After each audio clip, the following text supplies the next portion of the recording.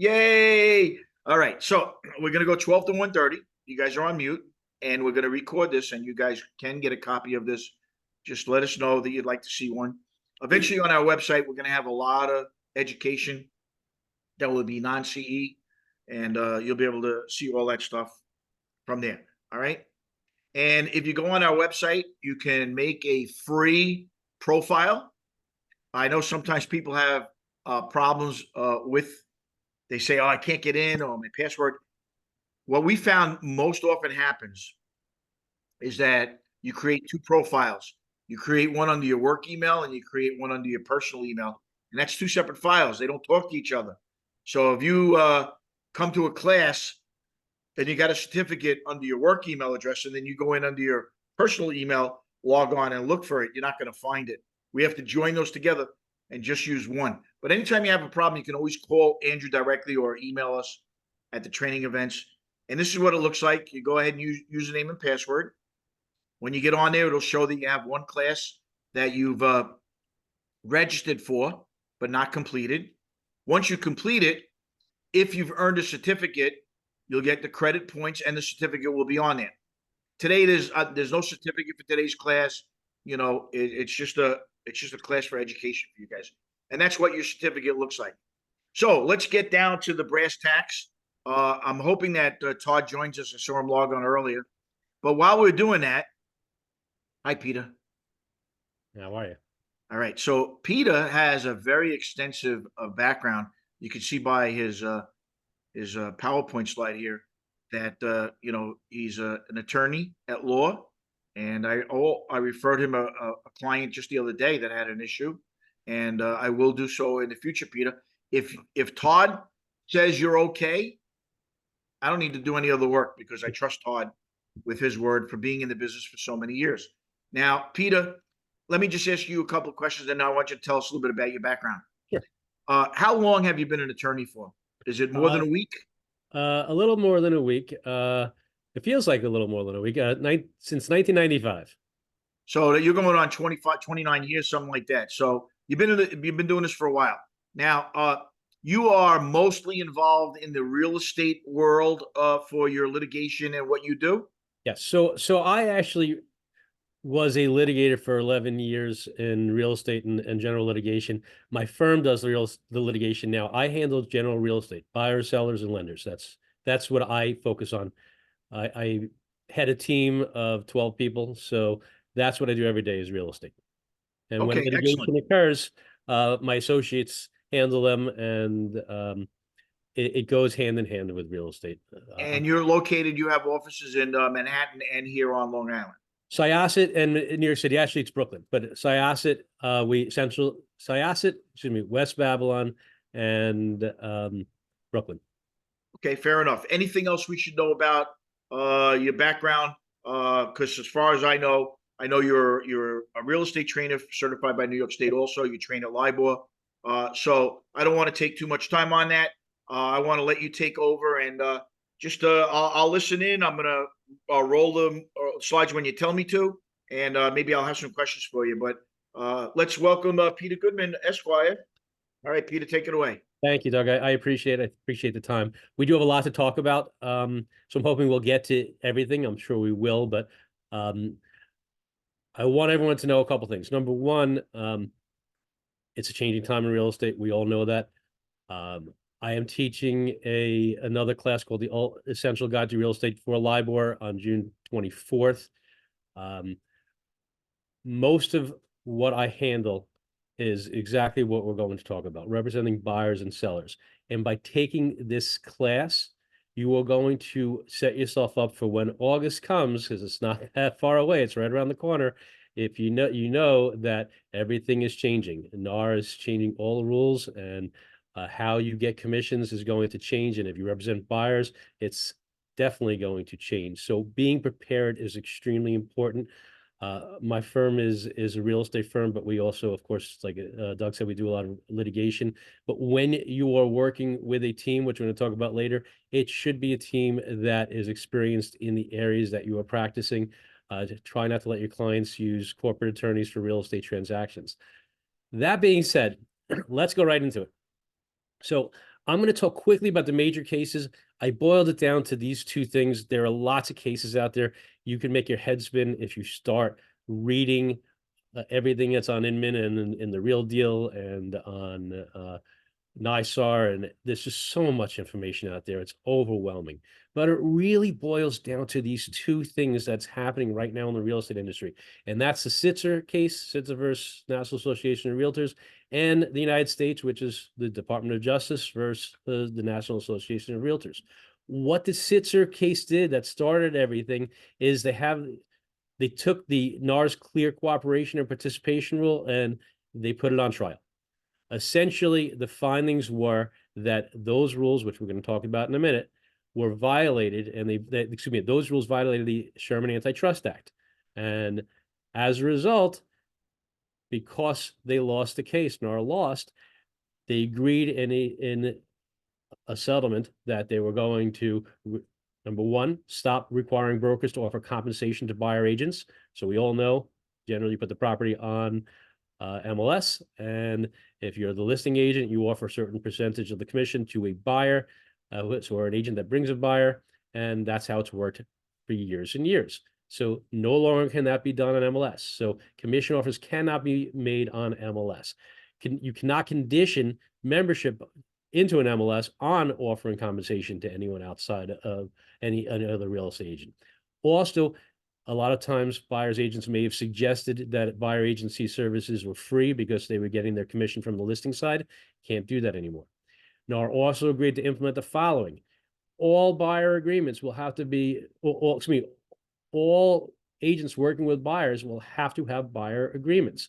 You must conspicuously disclose participating commissions to sellers, disclose the commissions are fully negotiable, and stop filtering listings based on the amount of commission offered. So you can't anymore, if you were looking for a property to show your client, you cannot filter that based on the amount of money that you may be making if you sell that property. So that's essentially what happened with Sitzer versus NAR. And the final approval for the settlement is not till November 26, 2024. But in the meantime, we have the Department of Justice lurking in the wings. So the Department of Justice made a settlement with NAR a couple of years back. And what happened was they agreed that NAR would prohibit buyer brokers from suggesting their services are free, so similar to Sitzer, and they would prohibit buyer brokers from filtering listings based on the level of compensation, again, similar to Sitzer. But what happened is, in April of this year, a federal appeals court, because the Department of Justice decided they didn't like the settlement anymore, they wanted to have the opportunity to go after the department, to go after NAR with a more targeted investigation. They wanted the ability to change the way that the real estate industry worked, and they didn't love the settlement they entered into, so they repudiated it. And this went all the way up to a federal appeals court, and the federal appeals court said the Department of Justice can reopen its antitrust investigation. So that puts everyone in a precarious situation. So next slide, please. Next slide, Doug. Okay. There you Yep, I have a question for a second there, Peter. Well, it comes from one of the agents. I think I know the answer. I just want to check with you. Sure. She says she's a New Jersey agent, but this is not. NAR is national, and so is the Department of Justice. So this would be for any agent anywhere in the country. Yep, absolutely. Okay. Yeah, the only difference is, look, we have NISAR, right? We have New York State Association of Realtors. We have LIBOR. We have all sorts of other, or Hudson. We have all sorts of other organizations, and our MLSs have their own rules as well. So you do have to check with your local organizations. All right, and Peter, just I want to piggyback for a second on that, just so everybody knows, because a lot of agents are confused by this. If you're a member of a local board, doesn't matter if you're in Michigan or Texas or California, you are also a member of the National Association of Realtors, which is for everybody at the same time. So that's why this is important to anybody that's on this call that's an agent. Yep. So what's left to decide? So Department of Justice, they want to decouple and lower commissions. That's what they want.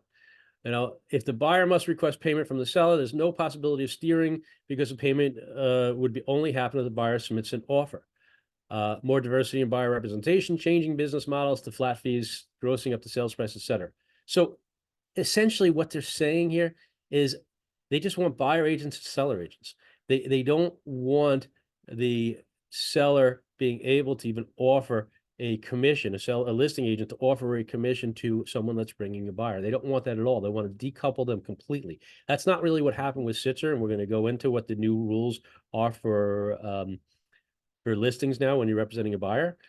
But that's what the Department of Justice wants. They want to go one step further and basically eliminate the difference, eliminate any relationship between the buyer agent and the seller agent. And they may weigh in on the Sitzer-Burnett lawsuit because remember, it's not being ratified until November.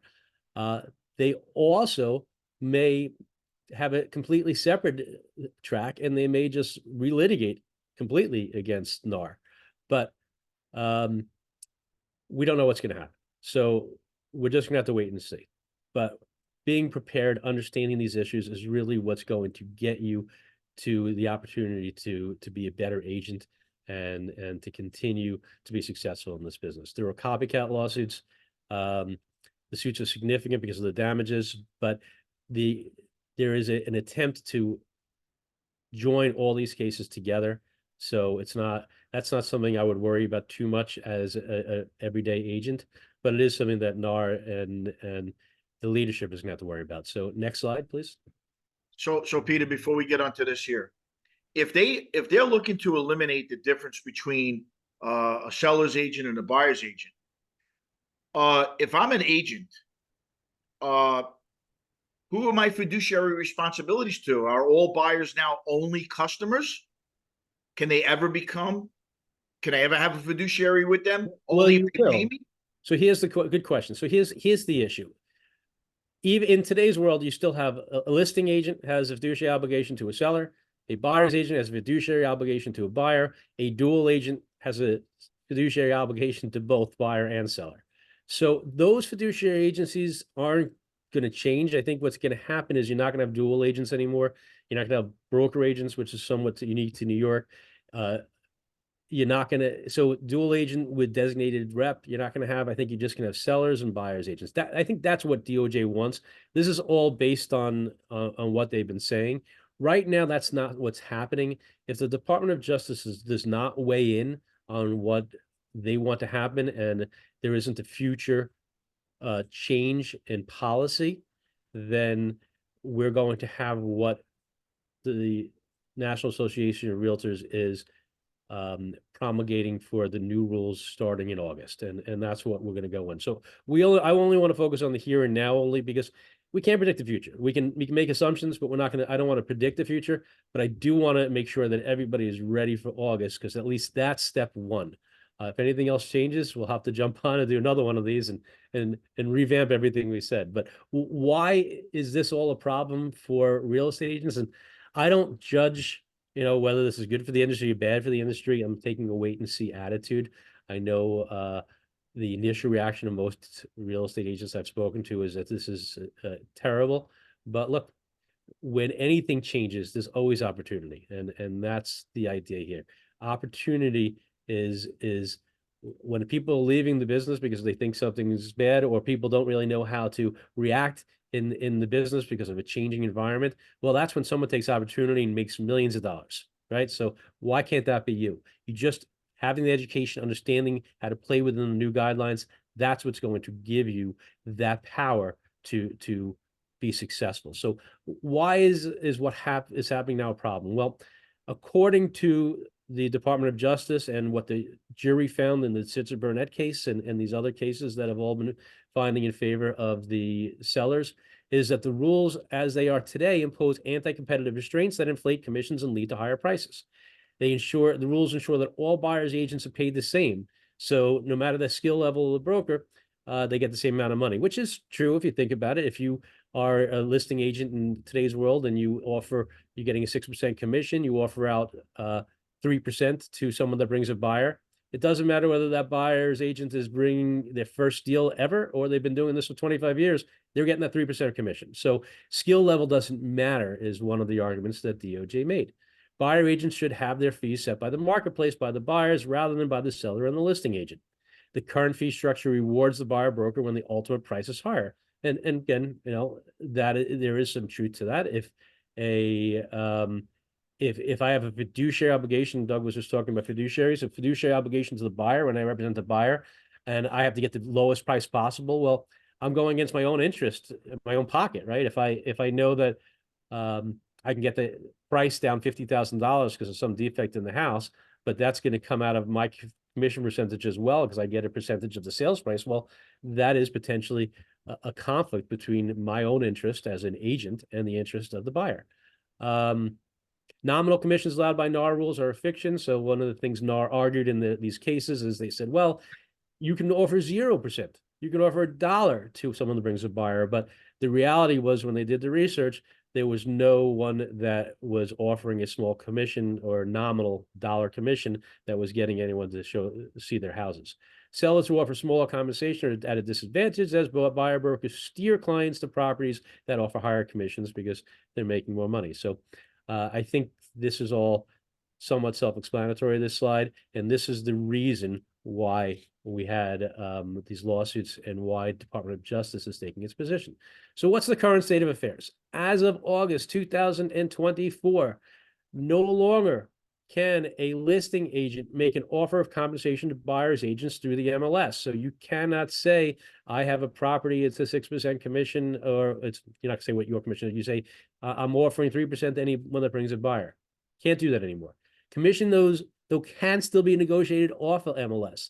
This is where DOJ has an issue, where things may change, but as of right now, all that's changed is that if you are a buyer's agent, and you don't see any commission offer, you just call up the listing agent and say, hey, John, I see you listing this property. What's your seller willing to pay for me to bring a buyer? He says, oh, 3%. Okay, great. That's what they want you to do. They don't want you to put it on MLS. You can put it on your own websites. You can't put it on MLS. Sellers can also offer buyer or seller's concession on an MLS to pay a buyer a commission. So you can say we're offering a seller's concession, which as long as that concession is not required to pay a buyer broker, meaning it can go towards other closing costs, then you can offer a seller's concession on the MLS, which can be used by a buyer to pay for a broker. Buyer agents affiliated with MLSs will be required to use buyer agreements to spell out the services they provide and their expected commission rate. So the answer is anytime you start working with a buyer, which we'll talk about what that means, you have to have a written agreement. So next slide, please. Excuse me, can I just ask you a question, Doug? Peter? Yep.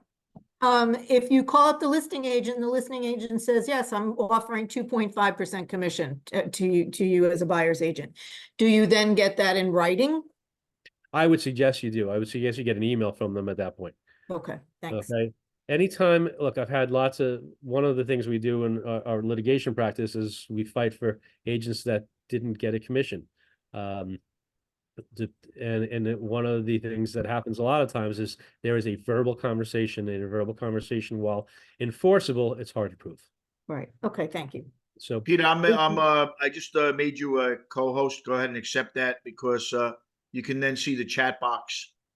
There's a lot of questions. We'll get to the questions, a lot of those questions later. Good question, Deborah. There's probably a few questions there that we have that are really cool, but continue on, Peter. sure.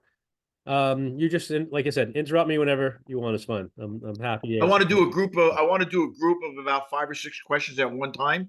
And the information you're giving out right now, it all seems to connect. So let's just keep on a roll on this. All right, perfect.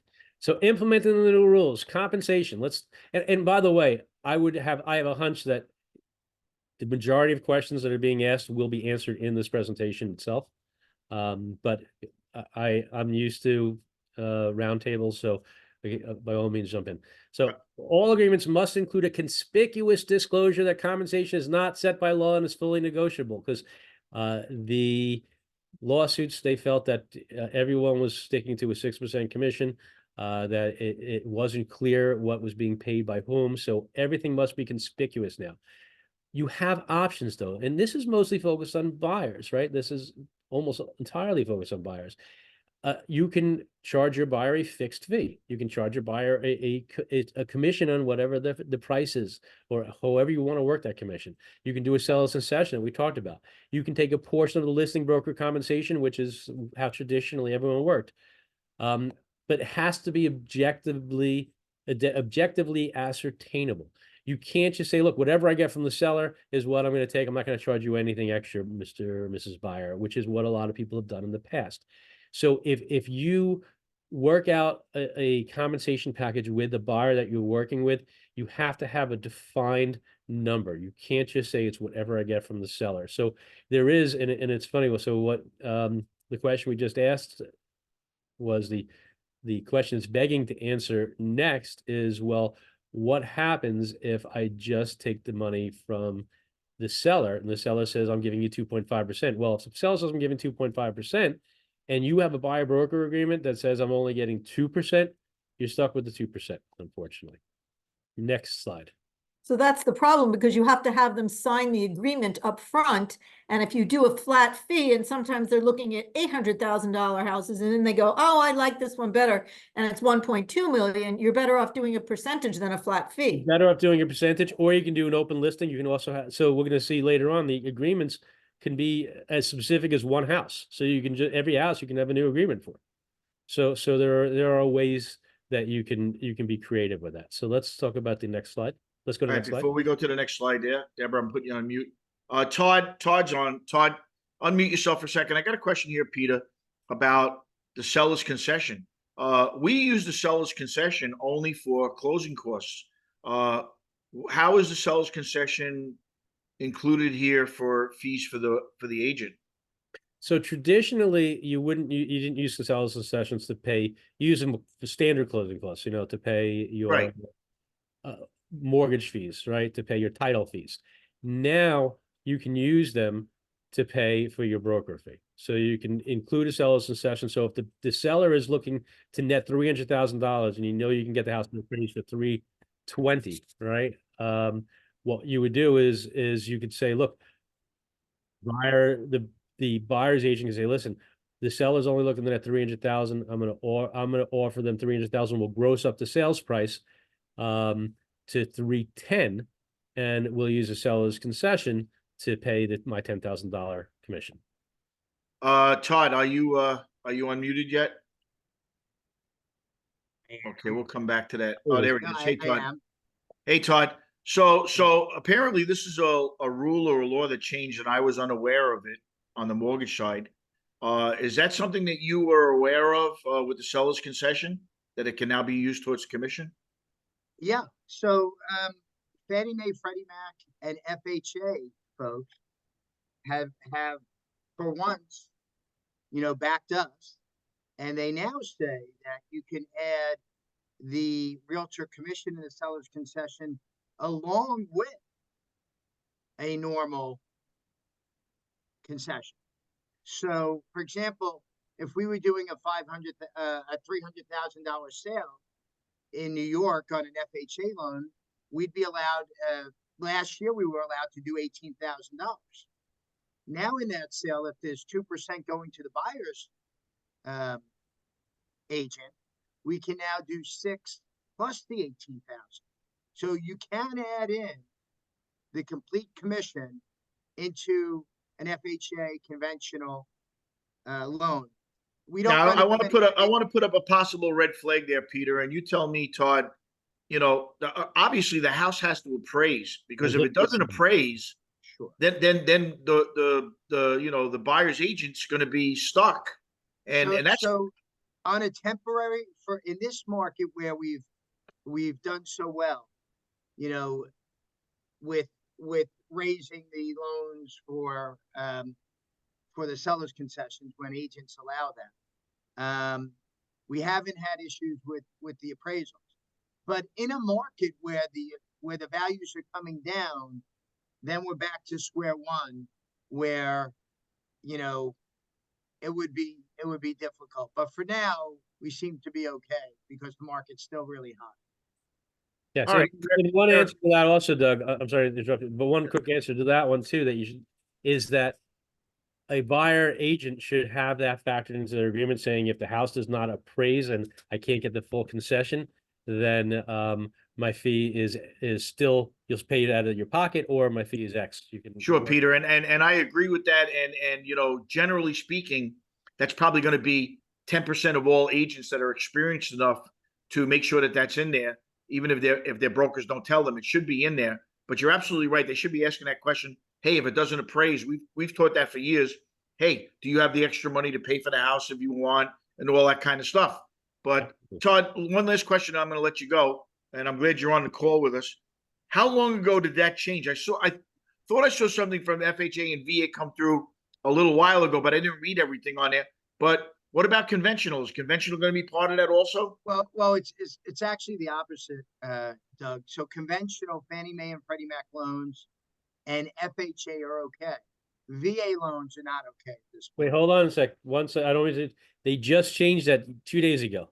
There you go. That's why we're here. They didn't change it. What they did is the head of the VA, which had said they were temporarily going to lift that restriction and allow buyer brokers. They are holding that off until they have a vote on it. But as of now, they had temporarily lifted it. Just happened this week. That's Right, the we guessed that it would come, that they would do it as well, but they officially haven't. But Fannie Mae, Freddie Mac, and FHA will allow your commissions to be added in, and the buyers still get a seller's concession. all right. So Excellent. All right, that's a big excellent. And let's move on from there. And Next slide, Peter. Next slide. Yep. So implementing the rules when a buyer agreement is required. So this is what triggers it. Number one, an agent has to be working with the buyer, and two, the agent is touring a home with the buyer. So what does touring a home mean? Let's start with, I guess, backwards first. When the buyer and or the MLS participant or other agent at the direction of MLS participant working with the buyer enters the house. Basically, you show the buyer the house, you are with the buyer, you are touring a home. But that doesn't mean necessarily working with the buyer, because you could be touring the home at an open house that you're holding and just showing them where the living room is, right? So you have to be touring a home and working with the buyer. It means you're identifying potential properties, you're arranging for the buyer to tour the property, you're performing negotiations on behalf of the buyer, you're presenting offers by the buyer, you're performing other services for the buyer. It's kind of that old substantial contact, if you remember those rules in agency.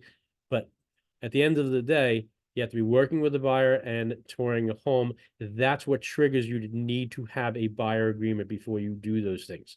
A dual agent or dual agent with designated agent requires a written agreement. So if you're not sure, if you know I'm not working with the buyer, I'm a dual agent, you are working with the buyer because you're a dual agent. And remember, if you work for Keller Williams and they have a listing and you don't have anything to do with that listing, but you are representing a buyer of one of those listings, you're potentially a dual agent. So you will need to have a buyer agreement. An agent is not working with a buyer if they're working only as an agent or a sub-agent of the seller. So that is the one time you definitely do not need one if you're listing or if you're a sub-agent of the seller. Next slide, please. Okay.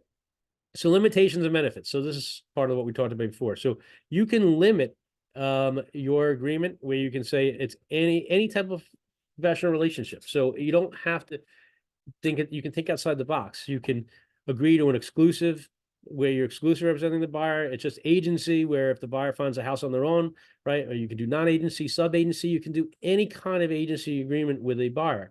You can term the agreement for a day, for one house, for one zip code.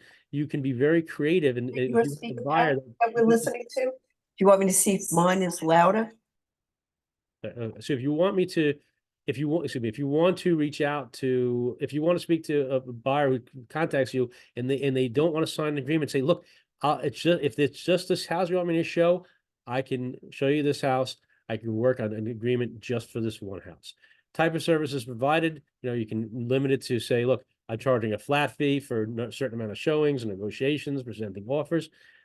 You can change the compensation depending on the type of property. I mean, all sorts of creative ways you can do this.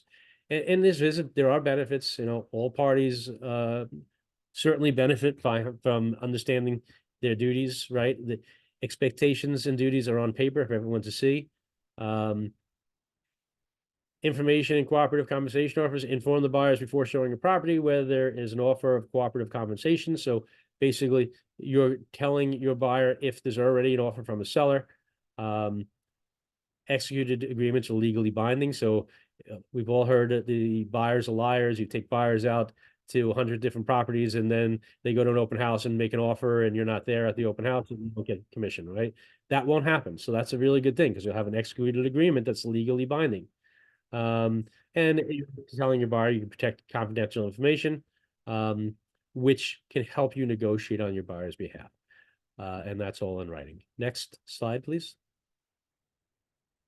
Educating your buyer. So a lot of what we're going to talk about now is how you're going to sell yourself to your buyers and how you're going to get these signed. I hear a lot of agents say, oh, buyer agency is going to disappear. We're not going to have buyer agency anymore because nobody wants to sign agreements. Everyone's just going to go to the listing side.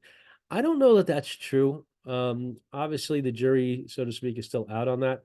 But if you explain the rules to your buyers, that a written agreement is required, it gives transparency. Explain that when they go to a seller or a listing agent, that listing agent has every incentive to not act in the buyer's interest to get the seller the best price. So why would you want to put yourself in that position as a buyer when you're buying what's maybe not the most expensive thing you ever buy, but certainly one of the most cherished things you're going to own, your own home, right? You're disclosing your rights, obligations, and compensation structure. So this is a requirement of the new law.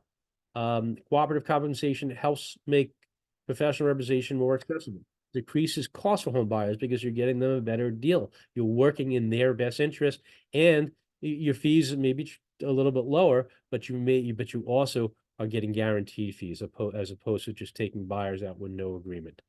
So you want your buyers to be ready. So you want to make sure that they understand the financial obligations, including their fees and closing costs.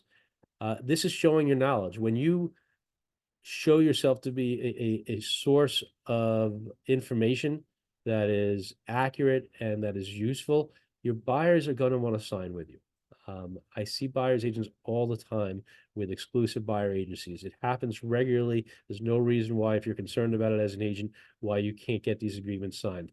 Timelines and deadlines for various stages of the transaction. You want to give the buyers all the information so they understand exactly what they're doing, and you want to let them know what documentation they're going to need for the transaction. This way they are ready to go as soon as they find a house they like. Next slide, please. Prepare yourself to be a buyer's agent. Well, if you're a listing agent or if you have been doing this for a long time, I have to assume you have a listing presentation that's ready to go. You should have a buyer presentation ready. If you don't, you should understand what the fiduciary duties of buyer agency is. That's critically important. Just like a fiduciary obligation to a listing, you have a fiduciary obligation to a buyer.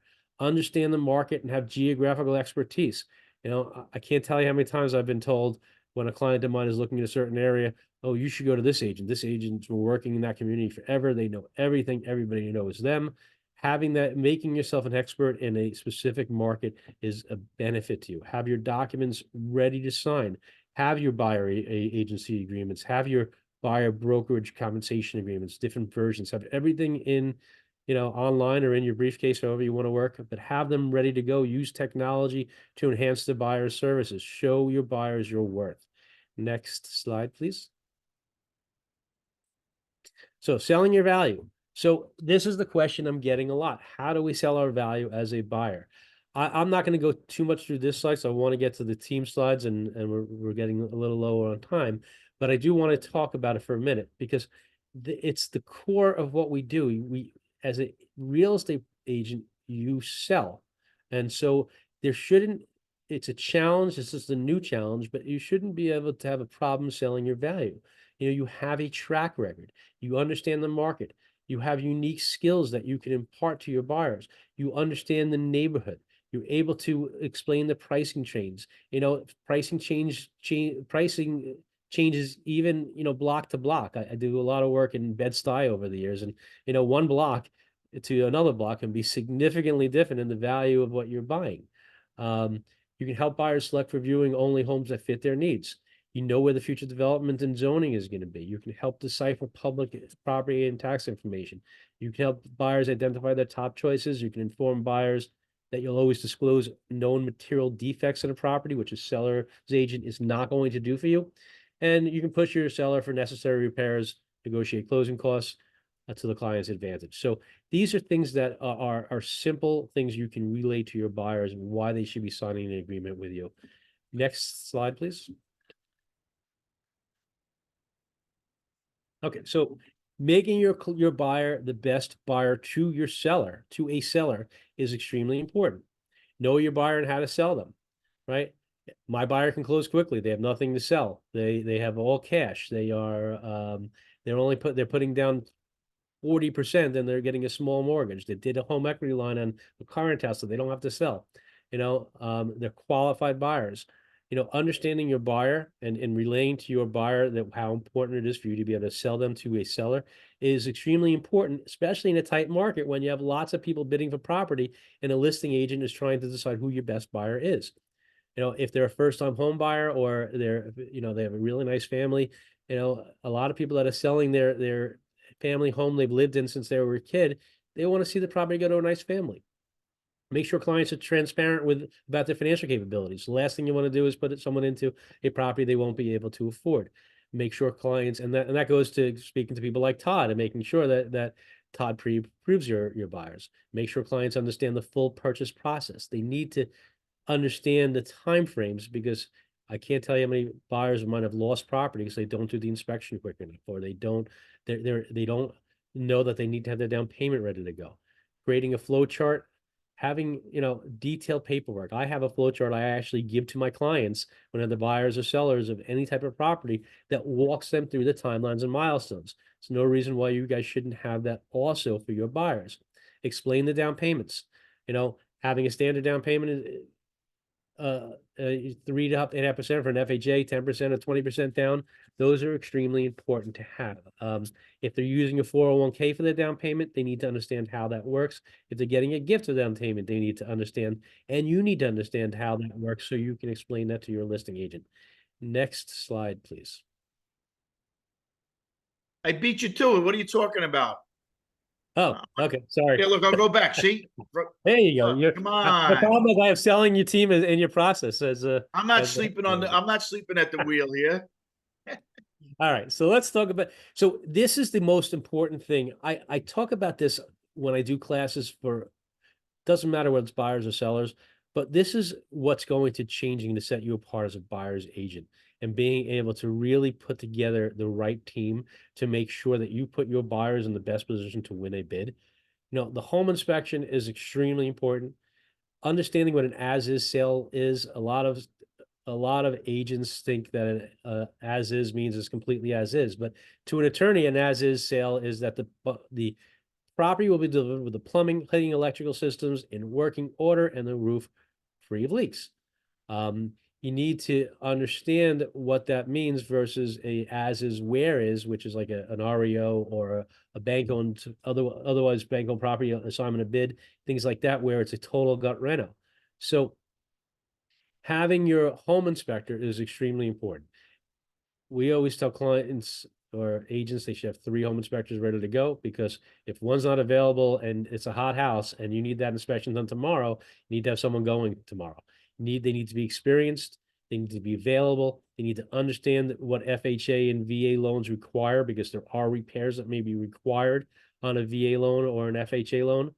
And you need to know what their additional services are. Do they do a termite inspection? Do they offer well water testing for upstate properties? It's critically important that you have the right home inspector. Other types of inspections as well. Again, this is all about showing your value to your buyer, why your buyer should be picking you as their agent. If you have a house on the North Shore of Long Island that has septic system, which a lot of them do, or upstate New York, you need to have someone that may need to be able to inspect the septic system. A home inspector, a regular home inspector, is going to say, I don't do septic tank inspections. They may not be qualified to do termites. They may not be qualified to check the well water. A pool. A lot of houses have pools nowadays. Someone's going to want to make sure that pool's in working order. Your home inspector's not going to do that. Specialty inspections, asbestos, radon, those things happen in certain areas of New York. I know they happen in New Jersey for the New Jersey agent. Contractors for estimates and repairs. A lot of times you're gonna have a home inspection done. You want your buyer to understand that one of your value that you're providing is, look, if the property needs work, you have people that can come in, they can give you advice on how much it might cost to do a certain repair. So now you can renegotiate the sales price accordingly. But if you don't have those people and you tell your buyer, well, I don't know, go find a contractor and see how much it costs. If you don't know, well, that's not the service you want to provide, because it's more competitive now under the new rules than it was in the past. Next slide. Okay.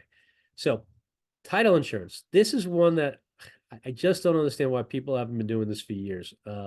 It's something that most agents know nothing about. Most buyers and sellers know nothing about. Title insurance is critically important. You need to understand that, because you know the physical condition of the home when you do a home inspection. You should know the legal condition of the home when you do a pre-title search, because title is the hidden killer of deals. It really is. I'm just going to read a couple of these questions, and I guarantee you that everyone on this call that's done more than a few deals has had this happen to them before. Have you ever had a closing delayed because of an old mortgage appeared on title? Have you ever had an issue where a person was missing from title? Have you ever had a closing delayed because of a violation, lien, or a judgment, or an open permit shows up after contract? All these things happen regularly, and especially in Nassau County and in the city. People pay off their mortgages, especially like 2007, 2008 during the recession, and they never followed the satisfaction of judgment of mortgage, excuse me. And now all of a sudden you have an open mortgage that was 10 years old, and your seller's saying, I paid it off. It delays the closing while everyone's searching for a satisfaction. Why would you do that when you have a buyer who is picking out paint colors, and ready to move in tomorrow once they get out the contract, and they want to close in 30 days, and the lender has a lock-in rate that's going to expire in 30 days, and you're counting on a title company to do a search, which is going to take 4 to 6 weeks sometimes, when you include the municipal delays, and all of a sudden the problem is going to pop up. Recommend to your clients to get a pre-title search. The company I work with does them all the time. They don't even wait for the abstract. They take the raw data and then they talk to the buyer. And this way the buyer understands why title insurance is important. You can even do it on the listing if you're representing a seller. Make sure that there's not going to be a title issue that pops up late. But we're focusing on buyers today. And at the end of the day, it's more important for your buyer to know that they're going to be able to get to the closing table in the time frame that their mortgage requires it, and the time frame that they want to close by doing the pre-search title searches. Where we go? I just was taking a look to see how many slides you still got left. I think we're getting there. We have 47. What time are we ending? Well, we're gonna end at 1:30, but I want to leave about half an hour, 20 minutes for the questions that people have popped up, because they're gonna take time to go through. So But I think this is where you are. Where were you? Right here. I was right. Next one. Right here. No, next one. Okay. Okay. So I'll pick up the speed a little bit, but I think we can get through this. Okay, perfect. Okay. But can you make it a bigger? Because I can't. I will. Oh. I'm not that fast, Peter. I can only go so fast. Boom. This is a time is money. Come on. So, okay. So benefits of preliminary title search. Again, close your deals faster, identify problems before they become issues, before they become problems, save expiring rate lock, avoid last minute delays in school and scheduling a closing. These are critically important. Again, this is all about showing your buyer value. And by the way, if you can close a deal faster because you don't have an issue like this, you're going to save yourself a lot of money. Lending options. You need to make sure you have lenders that are experienced in selling and doing mortgages on residential 1 to 4 family properties. Pre-approvals and pre-commitments, understand what they are. Be able to have someone like Todd ready to go to pre-approve your clients.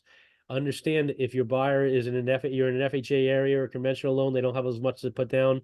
You need to make sure that you have the right loan, right product for the right person. If the property needs repairs, you need to have someone that knows 203K loans. There are grant and governmental benefits. If your client is in an area where they may be able to qualify for a grant, and there are lots of them out there, you should be able to, you should have them, you should know what these grants are, have your clients pre-qualified, because a lot of times And so I used to be on the strategic planning committee, Long Island Housing Partnership, and they would have some great programs. But you have to qualify that for them by taking classes beforehand and getting a certificate. So before you even make an offer, you have a 6-week class that you have to take. If you're going to get a grant, which sometimes can be $25,000 or $50,000 for down payment assistance or more, you want to make sure that you have those certificates ready to go. If Sony May has also down payment assistance loans, NACA, it's a federal program. All these programs exist to help your buyers, but you can show huge value to your buyer. Look, you're charging them a commission, but now I just got you a $25,000 down payment assistance. I mean, that is a huge selling feature as a buyer's agent. Fannie Mae's Home Path Ready buyer, VA loans. This is what we were talking about earlier. The Department of Veterans Affairs temporarily lifted the ban on buyers directly paying for real estate representation until it deems it necessary to engage in a formal rulemaking process as of May 22nd. So it was within the last week. Cross country, as any of you know, Todd, has this great program where you can actually offer what is essentially an all cash offer to a buyer. It's a great program. Speak to Todd about this because now you can compete with other all cash buyers. You can close in as little as, what is it, 20 days, Todd? You're muted. 21 days. There you go, 21 days. So, I mean, you can really, these are great programs that are available. By knowing about these programs and having the right team, you are going to, there's no way you're not going to represent your buyer in a way that will provide value, so they will be happy to pay your commission, right? Seller financing and rent to own, sometimes you'll come across these properties, and it's something that should be aware of. There are lots of loans for specialty fields, such as people in the medical profession, veterans, people in unions. Know these programs. Next slide, please. And Todd, I just wanted to ask you, that's 21 calendar days or 21 business days? It's 3 weeks, so 21 days. 3 weeks, 21 days. Okay, and I assume that that's because they've been Date of fully Pre-approved. executed contracts. fully So- executed and we've looked at everything and it's ready to go. I got you. Yeah, All right, yeah. Peter.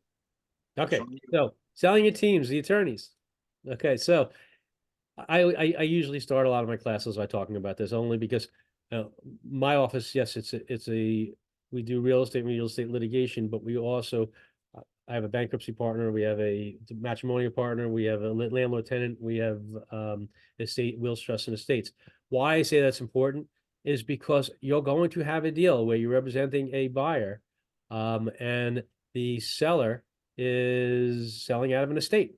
And you need to understand what that means and whether or not your buyer is now going to have to wait until the seller goes through the surrogate court process, and whether you should advise your buyer on whether they should lock in their rate, if they're trying to get their kids into school for September.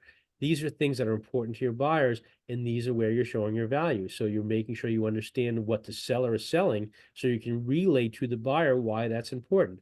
And having the right attorney is extremely important. If the sellers are going through a nasty divorce, well, by being able to speak to an attorney who does matrimonial, well, that's critically important because maybe you can understand better what that's going to mean in terms of how that sale is going to go through and whether you may have some more negotiating power.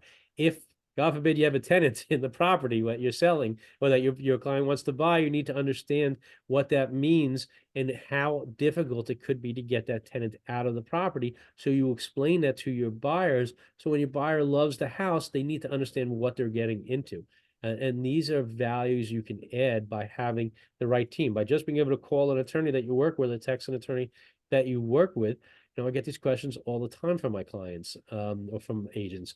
And by being able to get an answer for your buyer right away, that's something your buyer can't do on their own. They don't have an attorney on their contact list in every area of law, and they don't have a lender who's able to handle every type of transaction. So that's the value you're selling to your buyer. That's what you're doing as a buyer's agent. And that's why being a buyer's agent, and having these new requirements by NAR and by the MLS is not necessarily negative. I want you to look at it as a positive.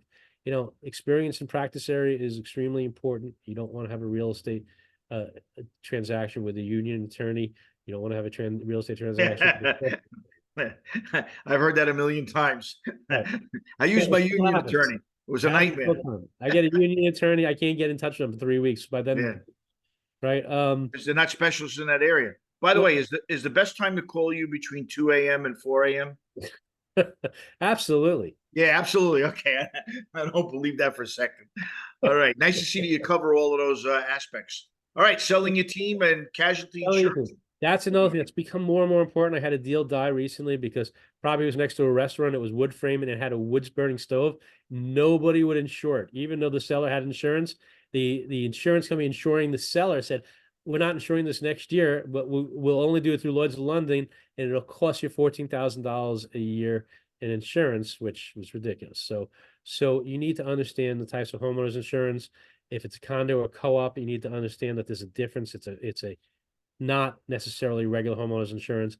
It is a renter's policy. You may be able to save your client money, your buyer, by offering them by telling them about home auto discounts. They may not realize it. They need to understand they need to have insurance ready. They need to know what full replacement value is, and that's what they're going to need.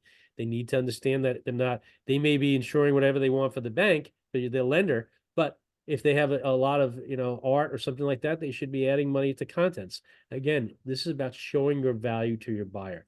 They need a paid receipt for 1 year. That's something that Todd is going to tell all your buyers. And Peter, Next did slide. I understand you to say that a homeowner, the insurance company said you have a wood burning stove and we're not going to like a It was a wood fireplace? burning stove, and it was right next to a restaurant, and the property was made of wood. And they Oh, and okay. There were other mitigating circumstances. It wasn't just the fact that it was a wood burning stove. to think about Florida. Florida is having all sorts of problems now with insurance. So, if you live in a flood zone, it's very hard to get insurance. So you have to make sure your buyer, when you show your buyer a beautiful property, it's right on the water. Well, they may not be able to get insurance. So these are things they should be thinking about, and you should be pointing out to them. So again, you're showing your value to your buyers. So what are best practices? Well, treat buyers like you treat sellers. Do a buyer presentation. All of these things, feel free to use these slides. Feel free to incorporate these into your presentations. But these are how you're selling your buyer.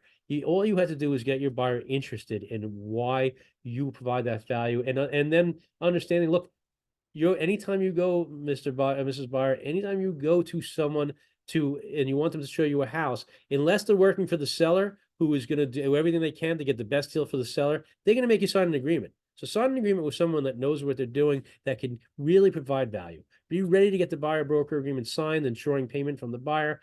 Expect these agreements to continue to evolve. They're not going to what NISAR and LIBOR and NAR are putting out today is going to change as they see things work and don't work. Clearly disclose payments to all parties. Buyers and sellers need to make sure they understand the difference between a buyer or seller's agent. When an agent prepares an offer, you still in New York, and you have to have the agency agreement signed. So you have to check off if you're representing the buyer or dual agent or seller's agent. Possibly use a seller's concession. That's a big thing that we talked about a couple times already today. Make sure you have those seller's concessions ready to go. If the situation calls for it, of course. Neither the government nor the Justice Department wants buyer's agents to go away. So everyone's thinking no buyer's agents anymore. This is a travesty. What the Department of Justice is doing and Sitzer Burnett is doing is going to kill the industry. I don't think that's true. There is no equity in having everyone represent sellers as a listing agent, nor in having listing agents be more skilled as a rule. So agents are going to figure it out. The government's going to figure it out. Buyers agents are going to exist. You just have to be able to be a little bit flexible with what's happening. Be patient. This is not the end. When there is a change, there is opportunity. Real estate brokerages will not cease to exist.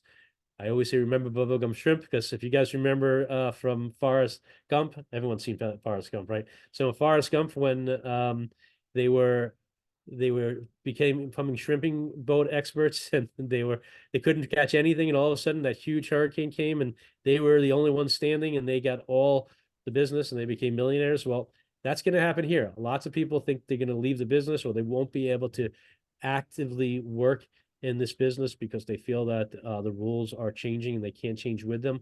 Well, it's not going to end the business. And what's going to happen is it's going to create opportunity for those of you that are able to adjust and figure out how to make money off of being a buyer agent. And I think there's going to be a lot of money there. So you just need to figure out how So to do Peter, it. before we go on to some of the question and answers and everything that everybody has, let me ask you this question. Let's say, for argument's sake, you're an agent, you've listed a property, and the fee in there is 4%. It's an $800,000 house. It's a $32,000 commission. Now, if I'm just a sub agent, you're going to split the commission with me, generally with my brokerage, whatever it is, because I'm working on behalf of the seller. My fiduciary responsibilities are to the seller. But if I come to you as a buyer's agent and I have an agreement with my buyer that we're going to do a seller's concession for 2%, not paying any closing costs or anything like that. So the house is 800,000. It would have to appraise for approximately 816. When it closes, I would get my $16,000 from the seller's concession part. Correct. You now get to keep the whole 4% instead of splitting 2% with me. That's correct. You know, So you as the seller's agent actually make a lot more money if a buyer's agent comes on board.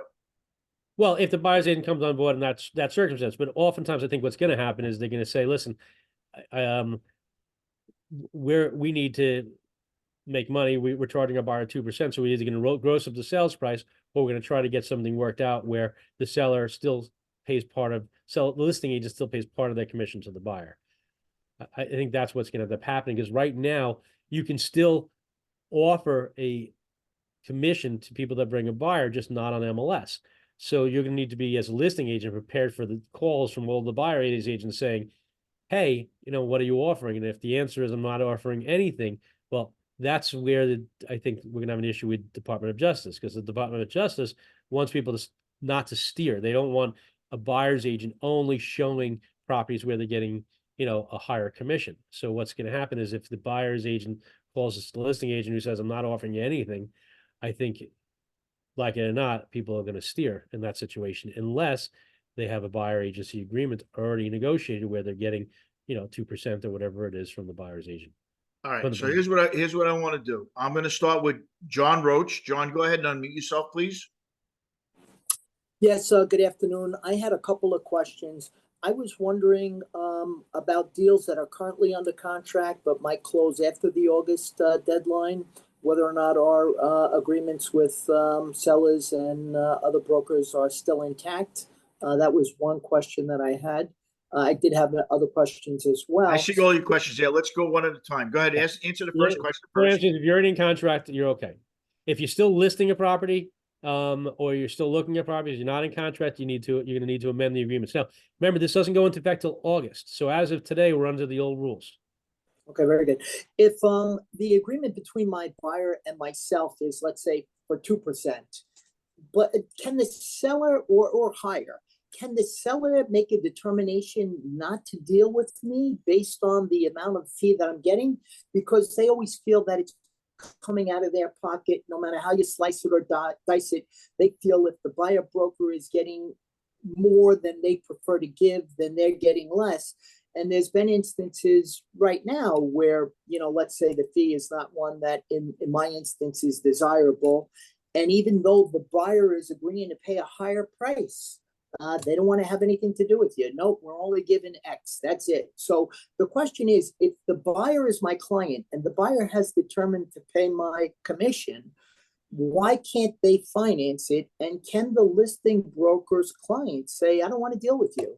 It almost seems well, listing agent, you always say, I don't want to deal with you, right? But at the end of the day, first of all, you don't have to disclose how much you're getting from your buyer. You don't have to tell the listing agent how much you're getting. Well, if it's in the proceeds, if the money's coming from proceeds, if you're grossing up the sales price, Right. That's traditionally what you do, right? You gross up the sales price. You say, Yeah. okay, $500,000 sales price, and in the $500,000 we're offering, I'm getting 2%, right? That's what. And sometimes they say, no, we're only giving you 1. That's it. That's all we're giving you. And it's like, no, but you don't understand. I have an agreement with my buyer. We have an agreement. The buyer is fine with this. No, the seller only wants to pay 1. So that essence doesn't change. It's the same argument it's always been. They still can try to do that, but at the end of the day, you're going to have a written agreement with your buyer. So you're going to have more of an, if your seller wants to sell it, look, in a market where the properties are selling like hotcakes, so to speak, you're gonna have a much more difficult time. But when you're one of the only buyers there and you say, look, I have an agreement with my buyer, this is a written agreement, and this is gonna happen more and more because it's gonna be, everybody's gonna have a written agreement, as opposed to in the past when only some people had a written agreement. I think that's gonna be a rare argument for a seller or listing agent in the future once this starts to really play itself out in the wash, so to speak. But you're still going to have to deal with it. Absolutely. Because My- sellers thinking they're underselling that if you're willing to offer $500,000 and net the seller 480, well, why shouldn't I get the whole $500,000, right? My experience is they don't mind if the buyer pays you cash, but they don't want to see anything to do with financing. Then they feel like you just hurt them in their pocketbook. Understood. But look, that hasn't changed as of today, because it's still the same, under the same rules essentially. Even in August, it's still going to be the same thing because you're going to be having potentially the same conversations. But I think now that everybody in the industry is going to be educated about what the new rules are, and many of these sellers are going to find themselves on the other side of a transaction when they're going to be in the same boat.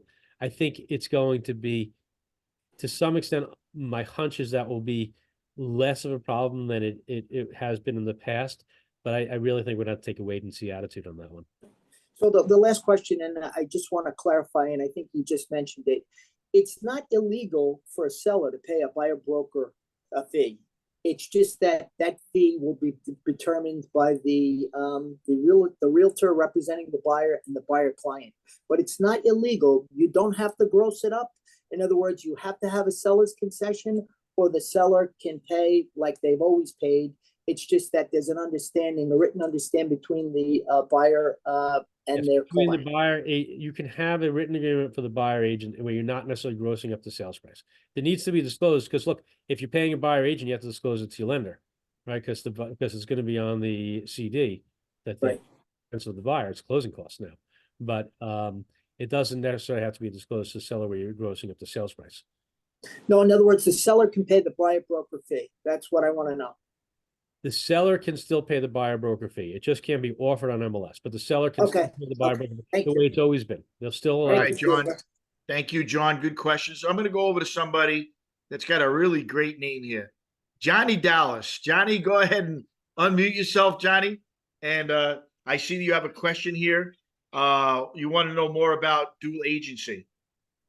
Well, yeah, that's one of the questions. So I work primarily with investors. We have a property management company attached to our brokerage. So every day clients call me and they say, hey, I want to buy that 4-unit building that you manage. I've got a guy from California right now buying a 6-unit building with me in Akron. He's never going to walk through it. He's never going to see it in person. He's relying on our expertise as the property managers and the broker handling the transaction. So first off, when is the appropriate time to give our property management client this buyer's agency agreement for deals like this going forward? Well, it depends. If you're clear that you're representing the seller and you're saying, look, I represent the seller, I'm a listing agent, and they understand the fiduciary obligation. Now, you're not in New York though, right? You're outside of New York? No, I'm actually in Ohio. Yeah. Okay. Well, I'm from Ohio, so Yeah. Hey. so but when in New York, for instance, so I'm a New York attorney. In New York, you have to have a buyer has to, anyone working with an agent has to sign an agency disclosure. So the agency disclosure says, I work with the seller, I work with the buyer. It's a dual agency. I don't know if you have that in Ohio, but Yes. assume that you have something similar, as long as you disclose that you are representing the seller and your fiduciary obligation is to the seller, you still can act on behalf of the seller, and you don't necessarily have to have an agreement with the buyer. You don't have to have a written agreement. You only have to have a written agreement with the buyer when you start, if you are going to either act as a dual agent and start negotiating price on behalf of the buyer, and showing them the property. So there's a little bit of a splitting hairs there because dual agency is always splitting hairs, right? When you're a dual agent, how do you have fiduciary obligation to a buyer and a seller whose interests are completely opposed, right? It makes no sense, but that's just the way the business is. But if you're going, as long as you're specifically disclosing that you are representing a seller and that you don't have a fiduciary obligation or duty to that buyer, then you don't have to have the agreement. But as soon as, if the buyer says, well, I don't really like that, I might want to get my own agent, and you say, well, I can represent you as a dual agent and have both buyer agency, dual agency representing both of you. Now you're gonna have to sign a written agreement though. Okay, got it. So even though there's no property touring, once we disclose or once we confirm what relationship each party wants, if it's me or my brokerage representing the same person, we would have the buyer's agency, the buyer's agreement signed with the buyer. And right, the deal I just mentioned is off market, so I don't have it listed. I don't have a exclusive right to sell contract with the seller, but I would still need to have one with the buyer, right? Right. Yes. So the Okay. funny thing about this is that, so what the NAR rules are saying is that when you tour a home, right? That's what they said tour a home, they define what touring a home means. But in today's world and probably more in the future, nobody's touring the homes, right? They may be, during the pandemic, look, I bought a house sight unseen in Vermont. So I get it, right? So the bottom line is that what touring is going to come to mean, and they haven't really defined it well yet, but what I think it's going to come to mean is anytime you're explaining what's in the features of the house, anytime you're actually virtually showing the property in some form or fashion. Like the consumer guide when there's substantive conversation. Right. Got it. Thank All you. right, Well, excellent, it's probably excellent, good excellent. contact, but the same thing, I'm sure. Thanks, Johnny. All right, let's go over to Damaris. Damaris, go ahead and unmute yourself. Welcome. And you got a couple of questions here. Will NAR come out with the new agreements that agents will need to have completed by buyers and sellers? They have been threatening that for a while. So I believe they are planning on having new agreements that will be available and that you can use. But, if you looked at the presentation, that slide we talked about where those agency agreements can be anything. You can have an open listing. You can just have someone that wants to see a property with you and you can just do it for that one house. So even if though they're going to be agreements online that'll be available, you're gonna have to I don't know if they're gonna factor in every single situation. So I still think it's a good idea that if your broker has a corporate counsel, you should speak to that corporate counsel. I represent a lot of real estate brokerages, and I can tell you that they call me every single day with questions. And it's a good thing to have because at the end of the day, these agreements are generally, canned agreements, and canned agreement does not always work for the specific situation that you need. Exactly. All right, Damaris, I know you had other questions in here, so go ahead and take this opportunity to ask. Sure. The other question that I had was, will this new law impact referral platforms? How is that going to affect Well, that's a that? great question. So like, you mean you refer a deal and you get 25% of the commission? So Well, like, like if you subscribe to Zillow or oh, I see. Okay. yeah, to Like those Opcity and those kind of things. So it really shouldn't. It's a good question. I don't entirely know the answer to that one. So it's a little outside of the scope of this, but I don't see why it would, because those referral agreements are generally between the broker directly and another agent. So if I have even if I sign a buyer agency agreement and I'm getting 2% and someone referred me the buyer, I'm giving a percentage of whatever that is to that referrer.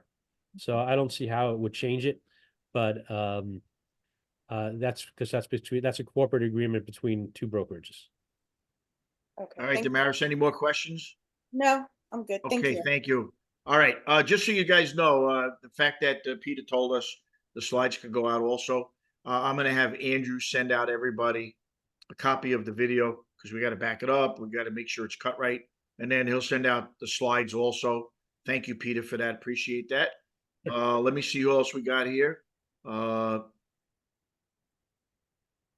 Let's- Schechter's raising her hand. I just have two quick questions. The Well, hold on, Deborah, time out, Deborah. Time out. I Okay. want to try to get to a bunch of questions. You've asked like My- 5 or 6 my questions. apologies. Hold on one second. I just want to make sure we cover a couple of things. Deborah, you've been asking some great questions. I want to make sure we have time for everybody here. So let's see what comes up here. All right, you know what? That last question that we're going to have from Hillary, I want you to end on that. So Deborah, now's your time. Go ahead, Deborah. Now's a good time. Let's get your questions done. Are the buyer's agreements going to be coming out are they different for each brokerage, or is it going to be from NAR? NAR is supposed to be promulgating one, but there isn't any look, just like listing agreements, You don't have to use their agreements, or you can change, you can add additional comments to them. I don't know what they're gonna look like yet, because I haven't seen the Okay. agreement yet. But Okay. there's no reason why you can't either use your own or add to what they have. Okay, thank you. And the other question I have is, can you get paid by the seller as, like, let's say part by the seller and part by the buyer? Only if you're a dual agent, or if you have it in your, so the problem is that the way they're stating the written agreements need to be is they have to be definitively ascertainable. You can't leave it open-ended by saying, I'll take, a percentage from the seller or make up the difference from the seller. You have to have a specific number. So what they're trying to, what these cases and what NAR and DOJ are trying to avoid is a workaround where you're just going back to the way things used to be. They don't want, they're trying to lower the total amount of commissions that are paid. So if you work out an agreement with a buyer that you're getting X dollars, then you're getting those X dollars. You can't get additional from the seller. But if you work out Not an agreement, additional, let's say you say 2%, and the seller says, well, I'll pay 1%, and the 2% is on the buyer's agreement. but you can do that if you say, look, you're paying me 2%, Mr. and Mrs. Buyer, and then you're able to go to the seller's side and the seller says, I'll pay you 1%. Okay, Then you can certainly do that, yes. okay, thank you. So Deborah, I want to piggyback off your question, because I think your question has a lot of branches to it. I know we can't discuss all of them, but like I said before, Peter, let's say Deborah brings on an $800,000 house at 4%. She signed that agreement, right? She's the listing agent, 4%. I come along as a buyer's agent and I have a 2% agreement with my person. And I talk to Deborah on the side and I go, Deborah, I saw that you said, there's nothing on MLS for a buyer's agent. Listen, I'm going to be able to get 2% from my buyer. You're getting 4%. That's 6. Why don't we do 3 each? You're saying we can't do that, Peter. If you have an agreement with your buyer that you specifically says you're getting 2%, you can't do that. You have to take the 2% from the buyer. Right. I'm getting 2% from the buyer. Understood, but unless your agreement says that you're getting a percentage from the sales price. If you have a specific percentage, I'm getting 3%, and now you know that the listing agent is getting 4%. You can go to listing agent and say, hey, give me 2% of your listing, and then you're getting your other 1% from your buyer. You can do that, but you can't have an agreement with your buyer that says I'll take whatever I'll get whatever the difference is from the seller. Well, what if in my contract as a buyer's agent, some of the verbiage that I have in there states that I may be getting some money paid as a percentage? So it's a good question, and as of now, I would say you can't do that based on what NAR has put out on their facts. Okay, fair enough. But that doesn't mean that there won't be ways. Americans are nothing if we're not good at finding loopholes, right? Right, very good. Excellent. And Thank you. Deborah, was that a question you had also? No, that was perfect. This is a great, excellent presentation and extremely helpful. So thank you. And you're welcome. And I want to let everybody on the class here know, I said this earlier on the class, I want to say this again. This whole thing came about because we did a real estate mixer out in Farmingdale at the main event, and Todd comes to all of them. Todd, are you coming with me tonight to Brooklyn? All right, I'll talk to you later about that. But Todd, unmute yourself for a second. So Yeah. Todd came out there. We had, people from all different backgrounds, whether they were real estate attorneys, whether they were whatever they did that involved the real estate business. And that's where I got to meet Peter, and we talked for a couple of minutes. And I said, hey, well, Peter, let's do something like this with Todd. And he said, okay, great. I think this is awesome. But I'm just saying to you guys, if you see that we put on a mixer, you should come. We want to do one in Queens. We canceled it because there was somebody had a death in the family and we couldn't go. But we do them in Queens. We're going to do them in Queens. We want to do them in Jersey. We want to do them more out on Long Island. Plus, Todd, I want to do a 90-minute event like this with just you, talking about some of the products that you have, like the cash deal, where we do 90 minutes like that. But I met Peter at that event through Todd. I never would have met Peter before. And we hit it off right away. And I think everything that you've done today, Peter, it's been excellent and you're going to get great comments from it. I'd like to do more in the future if that's possible. So I appreciate that. I want to go to Hillary Don. Hillary, go ahead and unmute yourself, please.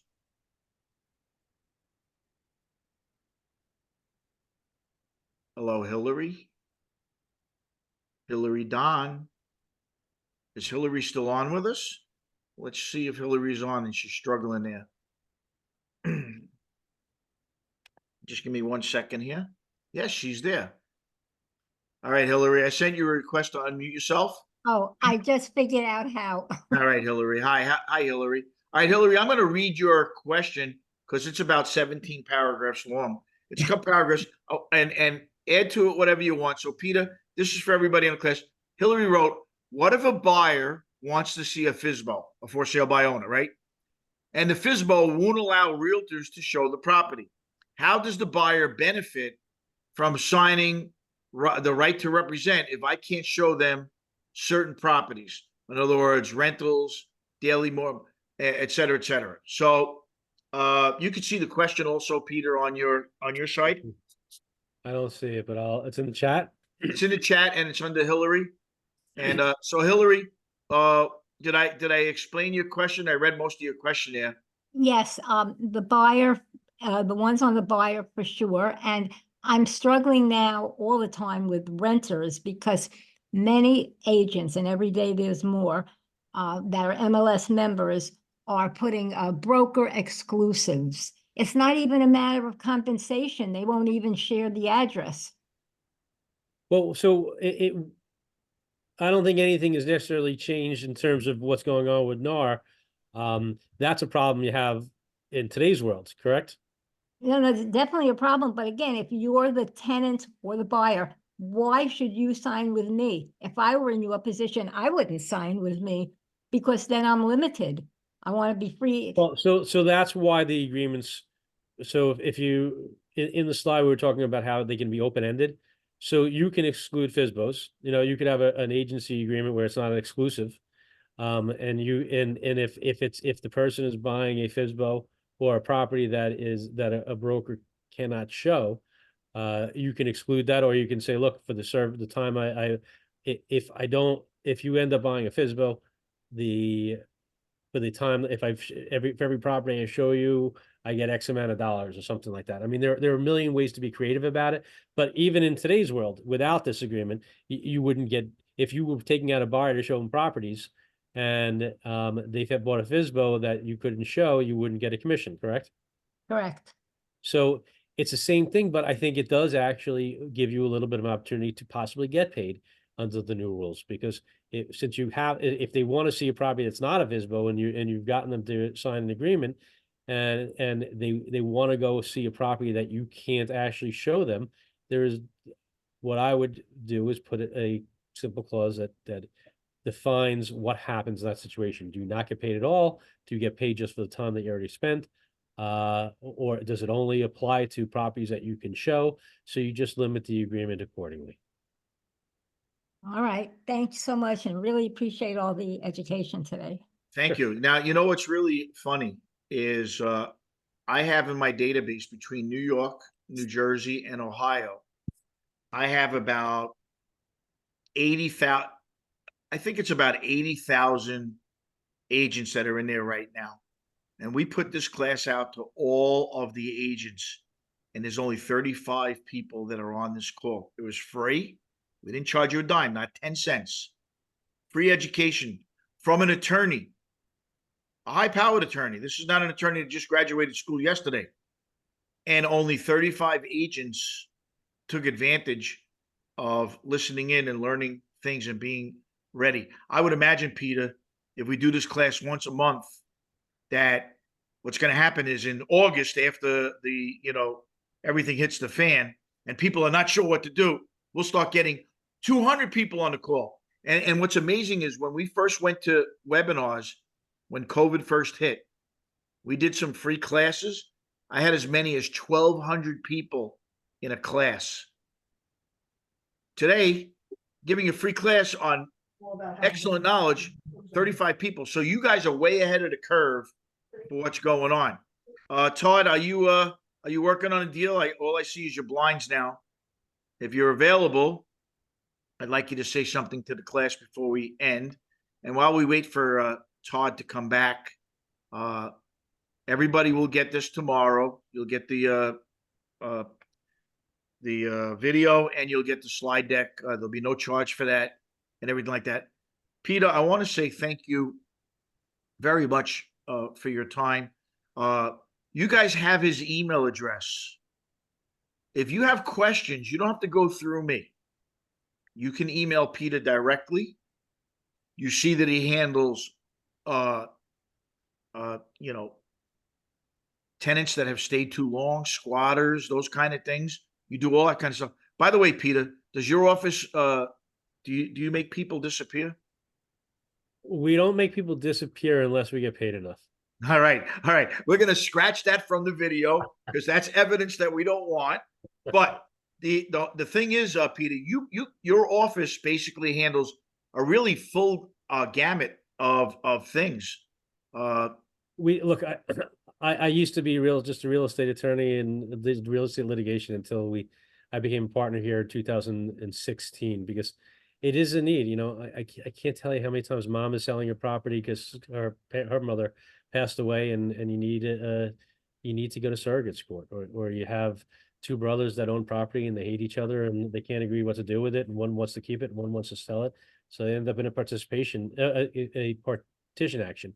These things happen. You need to have answers right away, especially as real estate agents. You have to be able to get answers quickly, because when you have a hot property or you have a buyer that's ready to sign tomorrow, you don't want to put them in a bad position, and you don't want to not have an answer for them quickly to be able to get them into contract. 100%. And if you have to piecemeal it, it makes it more difficult. If you guys are not putting Peter Goodman's information in your circle of professionals that you'll deal with, that's on you.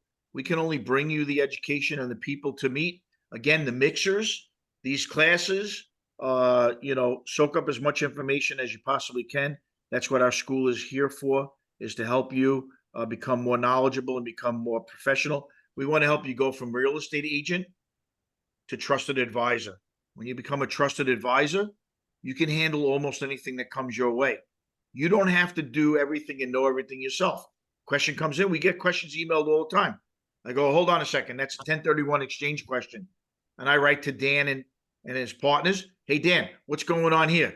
Boom, he'll answer that question, not me.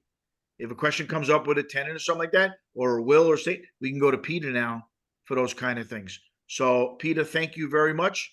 Anything you want to say to the class before we end the class? No, I appreciate the time, Doug. I really do. And I appreciate the kind words. And I'll look forward to seeing you guys on deals. I'm just putting in the chat, Legal Epi FS law firm is a good way because it goes to all my partners too. So if there's other questions, non-real estate related, thank you, BFS law firm. You can Need you to come to New Jersey to practice. You know what? I passed the bar in New Jersey, and then I realized that it's just too difficult practicing in two states. Yeah. I appreciate it. Thank you. That was great. Thank you. All right. So you have, and Peter, when, we'll send out all that information, we'll make sure that you send us an email, Peter. We'll include that email that you want the people to email you to and everything. Sure. And feel free to use the one that's on the slides, but that goes to me directly. But the one that I just put in the chat goes to everyone. Yeah, that's always better. I ask everybody to send emails to our training events email because that goes to Andrew and me, and then we both see it. If they send it just to me and I don't look at it, or Andrew doesn't see it, it gets lost in the shuffle. Sometimes that happens. So we look for that too. All right. Anyway, I hope everybody enjoyed today's class. We enjoyed bringing this information to you. Thank you. I also was a student here today because this is not something that I know. I'm hearing from Peter for the first time on a lot of these things. And so I need to take this class personally 3 or 4 more times before I feel like I would have a solid handle on it. But as you guys can see, every attorney I've talked to, everybody in the industry, every broker says the same thing as Peter. It's brand new. We don't know how everything's going to shake out. So I know that there's, you know, people are a little nervous about it. Just constantly talk to your broker, see what NAR says, reach out to Peter if you can about anything that's coming up, and don't try to do it on your own. Don't try to give legal advice if you're not sure. You want to make sure you have the right person on it. All right, thanks everybody. Have a Thank great you. day, and Thanks. you are now free to move about the cabin. Peter, we'll talk to you soon. Thank you. Thanks, Doug. Thank you, Doug. Thank you. Thank you.